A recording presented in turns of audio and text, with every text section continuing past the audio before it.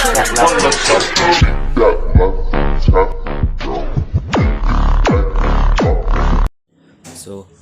hi guys! Good morning! So ngayon, andito na naman po tayo ngayon sa pagtuglas ng mga iba't ibang kaalaman tungkol sa history. In 3, 2, 1, go! This is my summary of reflection in midterm. Start! So, lesson 11. So, Act of Declaration of Philippines Independence by Ambrosio Rianzares Bautista became the foundation for future generations to discover when and how the Philippines were liberated. It contains the declaration of our independence as well as the background of information on how things came about. Hi guys, this is the reflection 12. The Malolos Constitution. So, the Malolos Constitution is the important Filipino document ever produced by the people's representative. The Malolos Constitution is the first important Filipino document ever produced by the people's representative. It is anchored in democratic tradition that ultimately had their roots American soil. This paved the way to launching the first Philippine Republic. It established a democratic republication government with three branches, which is the executive, legislative, and judicial branches. It's called for the separation of church and state, to establish a parliamentary form of government as a part of establishing and forming a republic on our country. So, this is the lesson 13. The Treaty of Paris was a peace agreement between Spain and the United States that ended the Spanish-American War. Under the treaty, Cuba gained independence from Spain, and the United States gained possession of the Philippines, Puerto Rico, and Guam. The war between the United States and Spain came after 3 years of fighting by Cuban rebels to win independence from Spain. Happening so close on the coast of Florida, the conflict in Cuba turned fixed Americans. Concern for the U.S. economic interest in the region, along with the American public outrage over the brutal tactics of the Spanish military, spurred public sympathy for the Cuban revolutionaries. Lesson 14. So, we all know that Jose Rizal is our national hero because of the novels he had written during the Spanish period. These courageous acts of rebellion against the colonized, and he has been the symbol of our country's freedom. But at the last moment of his life, he retracted everything he had ever said and written because he declared himself as a Catholic, and this has been the greatest controversy which is talked about Rizal.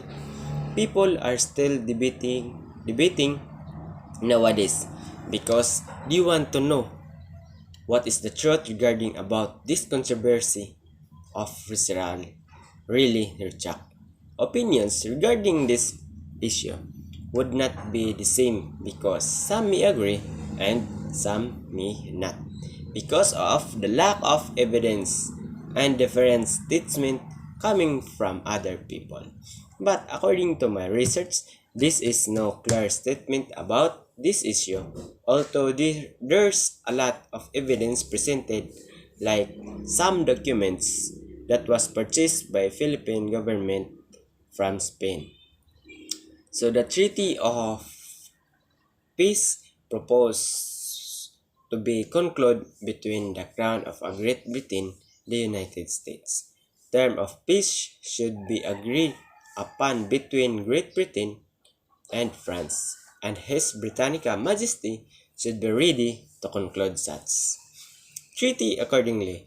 Provision articles were signed at Paris on November 30, 1782. Benjamin Franklin and John J. and James Madison are the plenarias for the concluding and signing of the Treaty of Versailles. Lesson 15. This lesson taught with the full meaning and which have recently come to my knowledge suggests with irresistible force that a complete termination of hostilities and lasting peace are not only desirable, but absolutely essential to the welfare of the Philippine Islands. President Emilio Aguinaldo said to the Filipino people before surrendering to the United States. Lesson 16. I was moved by his said, difficult is to be an good president for a country, especially when wars like this occur during your term. I understand how disappointing this is for president, but it will serve against for committing or heresy to the people.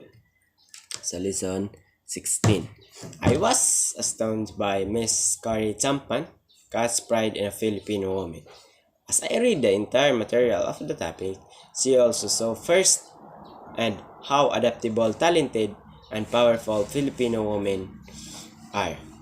This struck me in her diary. The writer is prone to believe that the rights of others should be respected.